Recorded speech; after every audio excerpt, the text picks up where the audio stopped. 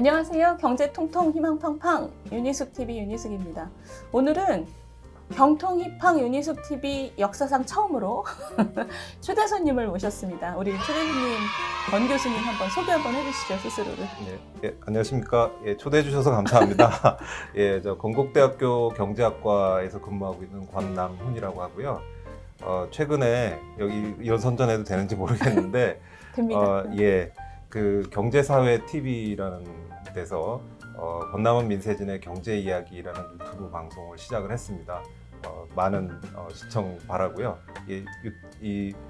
윤희숙 TV의 그 좋아요, 구독 눌러주시고 그 다음에 저희 경제사회 TV의 좋아요, 구독 눌러주시면 아주 감사드리겠습니다. 네. 지금 군소 유튜버로서 지금 경사연 TV하고 윤희숙 TV가 경쟁 중입니다. 저희 오늘 그 주제는 유튜브 댓글로 구독자 한 분이 신청을 해주신 주제예요. 지금 쿠팡, 마켓컬리 이런 그 새로운 그 시간과 방식의 배송이 굉장히 각광받고 있는데 이거를 지금 규제한다는데 이거 어떻게 봐야 되나요? 이런 질문이세요.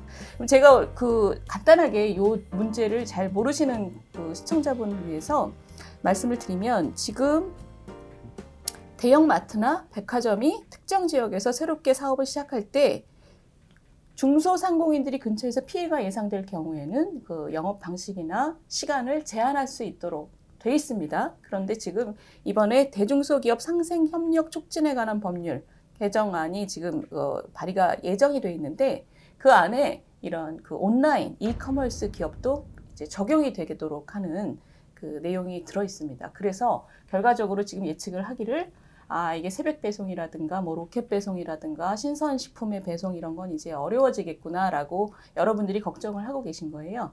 자, 그러면 이것에 대해서 우리 권 교수님께 이런 것이 어떤 의미를 가지는가를 좀 여쭤보겠습니다. 새로운 그 서비스가 시작이 되는 것을 막는 규제가 좀 더 일반적으로 이것을 해석을 하자면 어떤 의미를 가지는가, 어떤 거예요?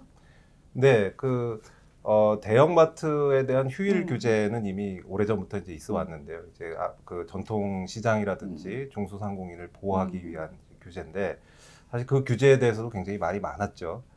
이 실효성이 없다 이런 얘기들이 많았는데 지금 요즘에는 사실 소비자들이 대형마트도 덜 이용을 하고 온라인으로 이제 많이 넘어간 상태인데 이 기존의 규제를 이제 확장을 해서 이제 온라인까지 이제 막겠다라는 이제 그런 의도라고 생각이 됩니다. 어떻게 생각하면 기존의 규제도 크게 효과가 없었는데 이 온라인을 이제 막는 것이 과연 의미가 있느냐, 이제 소상공인 보호를 위해서 이제 이런 생각이 이제 먼저 들고요. 사실 이런 류의 규제가 우리 사회에 지금 굉장히 많은데 비근하게 이제 타다 금지법 있었잖아요. 타다 서비스가 굉장히 이제 인기를 끄니까 여러 가지 이제 이 논란이 생기면서 결국은 이제 금지법이 생겨서 이제 막았습니다. 역시 이제 코로나 상황에서 그리고 이제 요즘 새벽 배송이라든지 로켓 배송이라는 게 인기를 끄니까 그 부분들을 이제 막자 이런 법이 들어왔는데요. 이런 어떻게 보면 계속되는 반복되는 그런 현상들인 것 같습니다.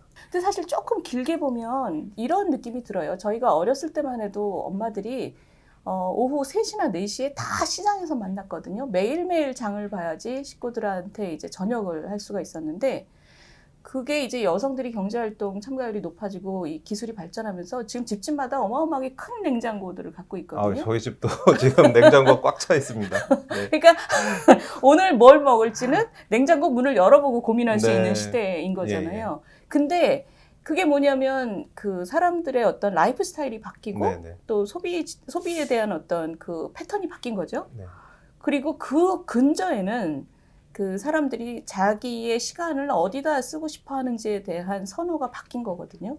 맨날 장 보러 가는 것보다 난 그 시간에 집에서 뭘 딴 걸 하겠어 이런 거잖아요.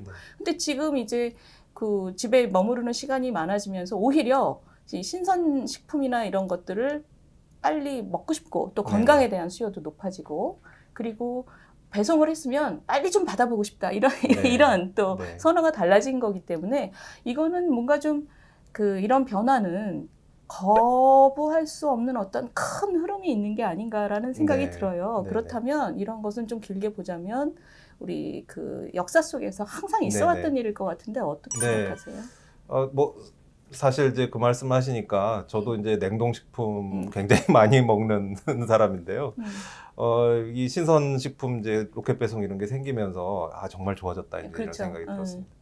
우선 이제 혁신이라는 게 우리가 무슨 뭐 굉장히 큰 거라고 생각을 하지만 뭐 로봇이 뭐 갑자기 나오고 이런 걸 뭐 혁신이라고 생각하지만 사실은 작아 보이는 것들이 생활에 큰 영향을 주는 것들이거든요. 이 뭐 맞벌이 부부가 생기고 여성들이 경제에 참여하고 이런 부분을 이 새벽 배송이라는 게 굉장히 서포트를 하는 그런 면이 있는 거죠. 그렇죠. 뭐 우리가 볼 때는 뭐 그거 좀 기다렸다가 뭐 하면 그렇죠. 어때 이렇게 생각할 수 있지만 그래서 그렇죠. 일단 혁신이라는 차원에서 이게 작은 게 아니다라는 말씀이고요.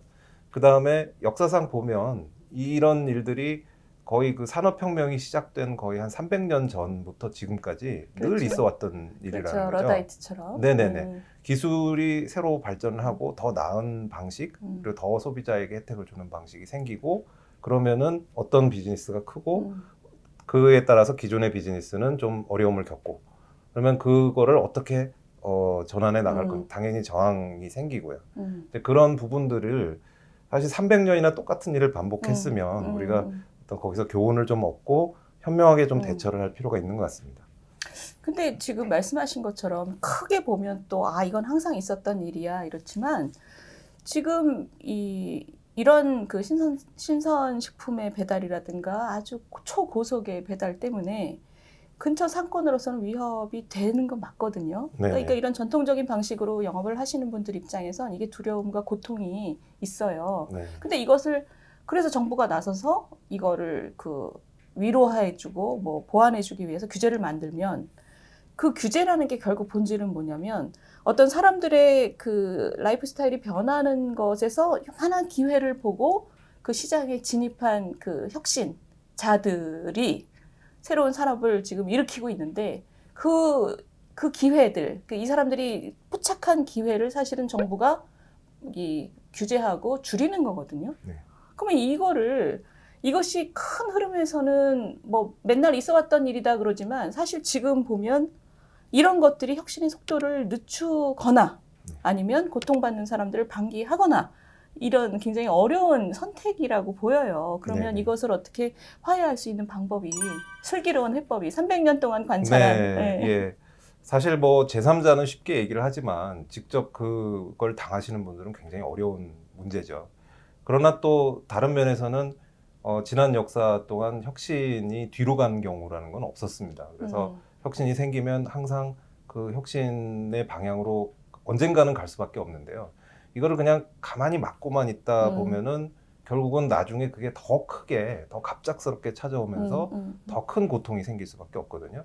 그래서 여기서 이제 정부가 사실 정부 역할이 뭐 많지 않아야 된다는 게 평소에 제 생각이지만 이런 부분은 정부가 정말 해야 될 부분이라고 생각이 드는데 이 혁신의 방향으로 가는 이 과정을 고통을 줄이는 그런 역할을 해줘야 됩니다. 우리가 이 러다이트 운동이라고 이제 1812년에 이제 그 기계 파괴 운동으로 굉장히 유명한 이제 그런 사례가 있었는데요.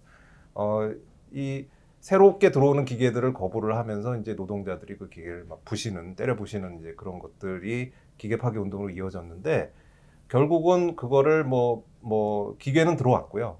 그렇고 그 과정에서 정부가 어떤 그 노동자들의 어떤 보호 이런 부분들을 충분히 해줬기 때문에 결국은 그거를 극복하고 영국이 세계 최고의 국가가 될 수 있었거든요. 이제 그런 부분들을 좀 고려를 해서 정부가 좀 슬기로운 역할을 해야 된다라고 생각을 합니다.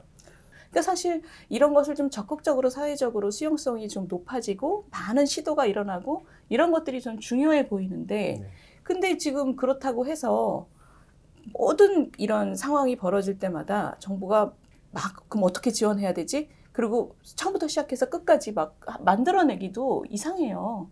그러니까 제 생각엔 지난번에 타다 때 느꼈던 건데 이거를 혁신을 정부가 적극적으로 수용한다라는 방향성도 중요하고 그리고 그 다음 단계로 뭔가 피해받는 업종이 있을 때는 대충 우리가 어떤 큰 원칙으로 이런 식으로 돕는다라는 원칙 정도는 필요하지 않을까 싶은데 어떻게 생각하세요? 네, 그 긴 호흡의 어떤 신뢰성 있는 방향을 구축한다는 게 굉장히 중요합니다. 이게 뭐 소통도 중요하고요.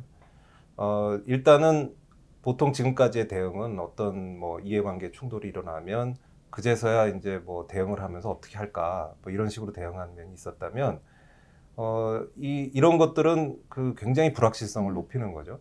우선 혁신을 하는 기업들의 입장에서도 내가 혁신을 해서 정말로 사회적으로 큰 영향을 줄 정도로 성공을 하면 정부가 나타나서 규제를 하고 일을 못하게 만드는구나.